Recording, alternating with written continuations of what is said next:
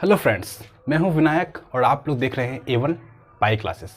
आज का हमारा टॉपिक है विश्लेषण विधि, जिसे हम इंग्लिश में कहते हैं एनालिटिक मेथड। इस विधि का जो मुख्य सूत्र है वो ये होता है कि अज्ञात से ज्ञात की ओर। मतलब क्वेश्चन में क्या रहेगा, सबसे पहले मतलब किसी भी प्रॉब्लम को सॉल्व करने से पहले उसमें जो अज्ञात है वहाँ से शुरू करेंगे। अज्ञात मतलब जो मालूम नहीं है वहाँ से शुरू करेंगे, इसके बाद हम लोग ज्ञात की ओर बढ़ेंगे, यानी कि जो मालूम है।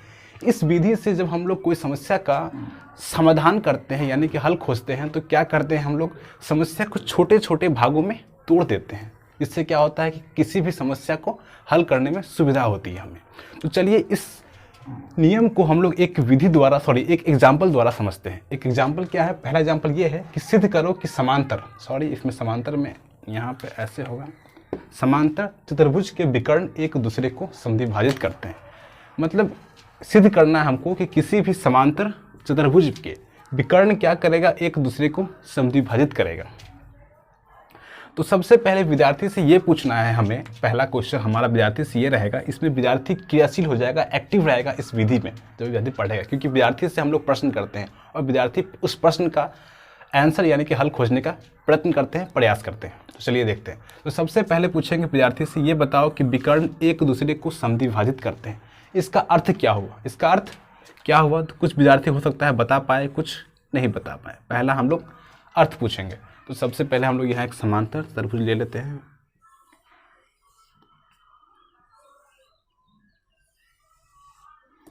A B C D, यहाँ O मान लेते हैं, O बिंदु पर।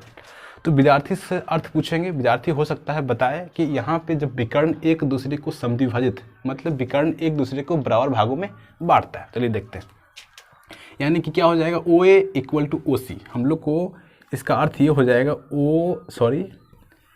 OA equal to OC। इस क्वेश्चन का अर्थ ये है, देखिए हम लोग अज्ञात है, इसमें भले ही लिखा हुआ है कि समान चतुर्भुज के विकर्ण एक दूसरे को समद्विभाजित करते हैं, लेकिन इस क्वेश्चन का यही निकालना है, इसलिए अज्ञात हो गया, अननोन हो गया, है ना, अननोन बोलते हैं अज्ञात को। तो OA इक्वल टू OC। अब क्या OB इक्वल टू OD, इस बड़े विकर्ण के लिए OB इक्वल टू OD। सबसे पहले इसका अर्थ ये हुआ। अब विद्यार्थी से ये पूछना है, ये कब हम लोग सिद्ध कर सकते हैं, मतलब OA इक्वल टू OC और OB इक्वल टू OD कब हम लोग प्रूफ कर पाएंगे। तो हो सकता है कुछ विद्यार्थी जवाब दे या नहीं भी दे, जो भी हो।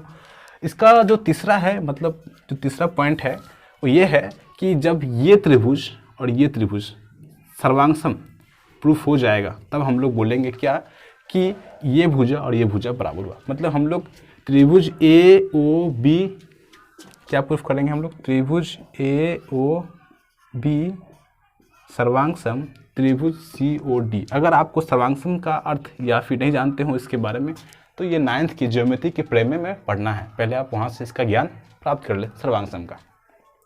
तो चलिए देखते हैं, हम लोग ये त्रिभुज और ये त्रिभुज अगर प्रूफ कर दे कि सर्वांगसम है, तो हम लोग का ऑटोमेटिक ये प्रूफ हो जाएगा कि OA इक्वल टू OC है।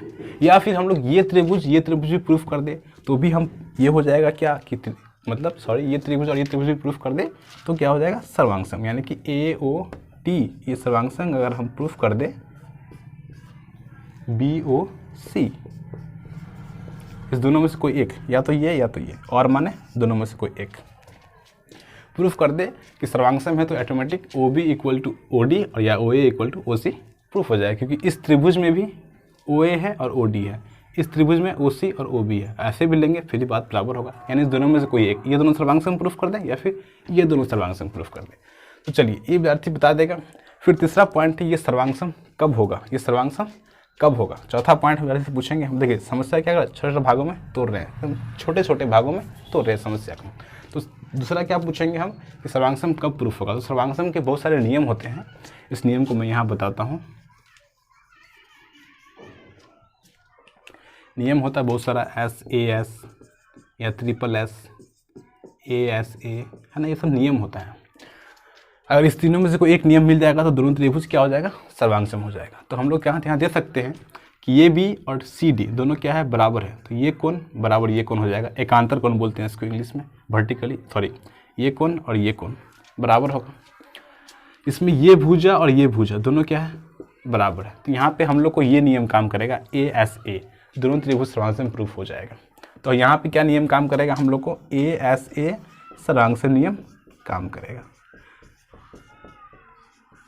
सम, है ना। ये जब स्थिरांक सम प्रूफ हो जाएगा तो ऑटोमेटिकली ये और ये बराबर, और ये भुजा बराबर, मतलब समान चतुर्भुज के विकर्ण एक दूसरे को संयोजित करते हैं। चलिए इस विधि को हम लोग एक और एग्जाम्पल द्वारा समझते हैं।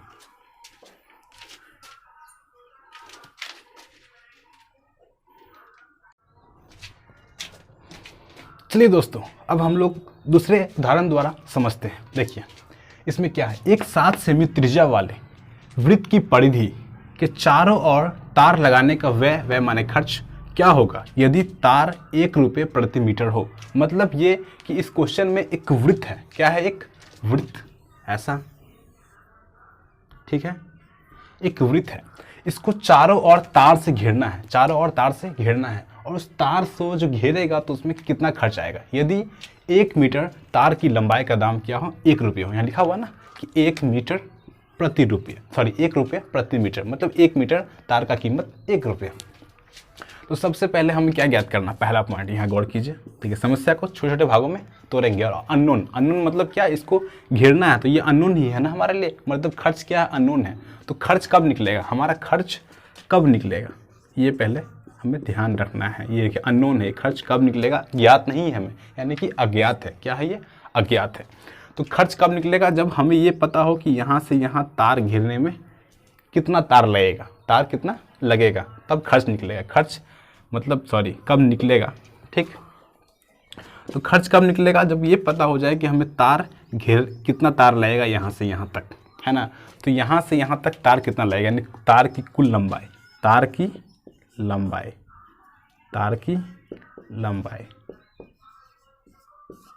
अब तार की लंबाई कैसे मालूम होगा, यानी कि वृत्त की परिधि अगर हमें मालूम हो जाए तब हमें तार की लंबाई हो जाएगा। तो तीसरा पॉइंट, हमें परिधि निकालना है। क्या निकालना है, परिधि। अब वृत्त की परिधि का फॉर्मूला क्या होता है, उस पर गौर करेंगे हम लोग। क्या होता है, 2πr होता है।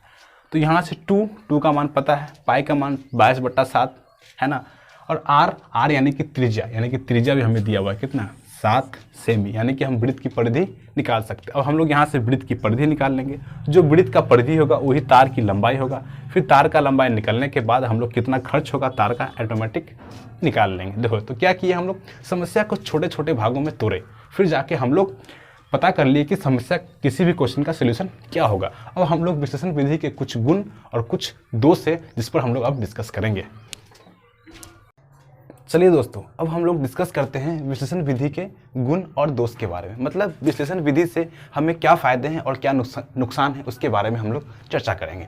तो सबसे पहले विश्लेषण विधि के गुण यानी कि फ़ायदे के बारे में हम लोग चर्चा करते हैं। तो पहला फ़ायदा क्या है, यह सीखने की तार्किक एवं वैज्ञानिक विधि है। इस विधि को तार्किक एवं वैज्ञानिक विधि माना जाता है, क्योंकि इसलिए मानते हैं क्योंकि इसमें हम लोग क्या करते हैं, जब इस विधि द्वारा छात्र को पढ़ाते हैं तो छात्र से प्रश्न पूछते हैं, अच्छा ये क्या है, ये क्यों है, ये कैसा है, ये इसलिए क्यों हुआ। तो छात्र से हमेशा प्रश्न पूछते हैं। तो छात्र क्या करते हैं, जब हम लोग प्रश्न पूछते हैं तो अपने बुद्धि का इस्तेमाल करते हैं। बुद्धि का इस्तेमाल करते हैं मतलब चिंतन करते हैं, अर्थात तर्क लगाते हैं। इसलिए इसे क्या कहा जाता है, तार्किक एवं वैज्ञानिक विधि कहा जाता है। तो दूसरा गुण क्या है, चलिए देखते हैं हम लोग। इस विधि में छात्र अधिक क्रियाशील रहते हैं। मतलब इस विधि में छात्र क्रियाशील रहेगा, एक्टिव रहेगा, क्योंकि छात्र से हम प्रश्न पूछते हैं। तो प्रश्न पूछते हैं तो उसमें उससे मज़ा भी आएगा, तो एक्टिव रहेगा। मतलब उस क्वेश्चन को जब हम लोग सॉल्व करेंगे, किसी भी क्वेश्चन को विश्लेषण विधि द्वारा, तो उसमें वो एक्टिव रहेगा।